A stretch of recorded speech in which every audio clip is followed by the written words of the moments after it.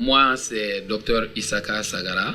Je suis chercheur au Malala Research and Training Center, c'est-à-dire au centre de recherche et de formation sur le paludisme, ici à la faculté de médecine, de pharmacie et d'odontostomatologie. Nous travaillons réellement en collaboration avec le programme national de lutte contre le paludisme, donc qui, comme vous le savez, est une branche du ministère de la Santé.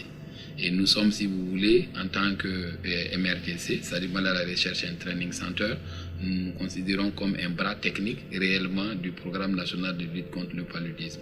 La mission de notre structure MRTC, c'est effectivement assurer le bras technique du PNLP en termes de recherche et en termes d'implémentation des recherches opérationnelles par rapport aux stratégies de lutte contre le paludisme. Nos recherches sont diverses, donc sur les médicaments, nous faisons des recherches.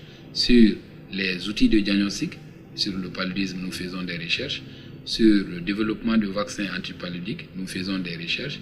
Et aussi, nous faisons des recherches pour faciliter les différentes stratégies aussi, dont, comme vous savez actuellement, le nouvel outil qui a été ajouté dans la lutte contre le paludisme, qui est la chimioprévention du paludisme saisonnier.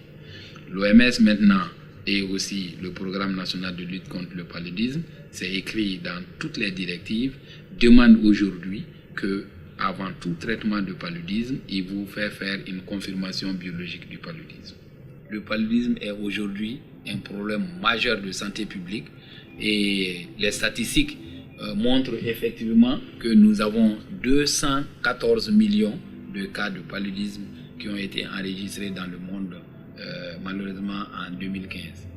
En 2015, il y a eu 438 000 cas de décès encore liés au paludisme dans le monde.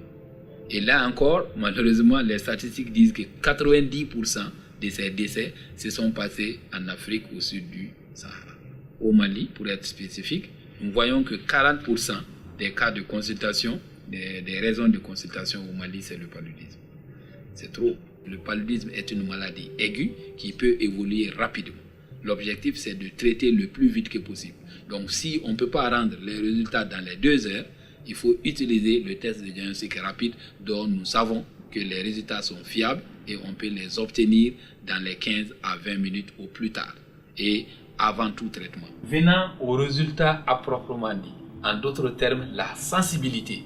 Nous avons trouvé que cette sensibilité est à 99,7% pour le test de diagnostic rapide, ici appelé SDO Bioline antigène PF, c'est-à-dire pour le diagnostic de Plasmodium falciparum seul.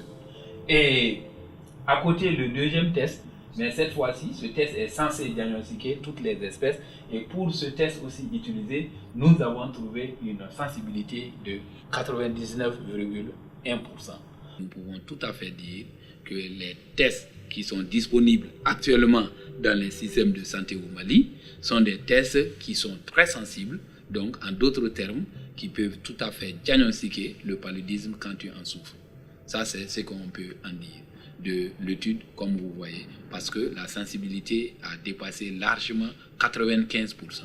Les tests là sont valides, les tests là sont fiables, car ces tests ont des sensibilités très élevées pour pouvoir diagnostiquer le paludisme avant traitement.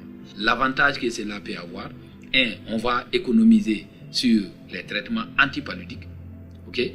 2, aussi, si tu n'as pas de paludisme, ça te permet de regarder et diagnostiquer autres maladies que tu souffrirais.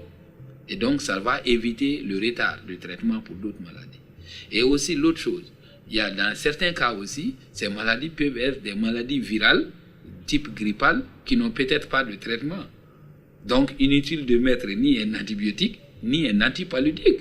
Le diagnostic par le test de diagnostic rapide est gratuit dans les centres de santé publics pour tout le monde, quel que soit l'âge. Et cela montre aussi quand même l'engagement du gouvernement et aussi les partenaires pour lutter contre le paludisme, comme vous avez vu dans les statistiques, qui est un fléau dans le monde, mais aussi au Mali actuellement.